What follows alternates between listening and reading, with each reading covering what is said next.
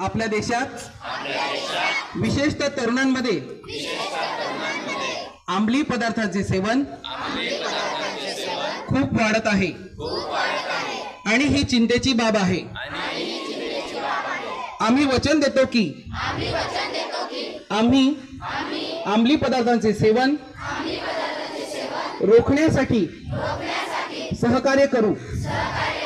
आम्ही वचन देतो की आम्ही कोणत्याही हेतूसाठी कोणत्याही प्रकारे हानिकारक किंवा बेकायदेशीर पदार्थांचे सेवन करणार नाही।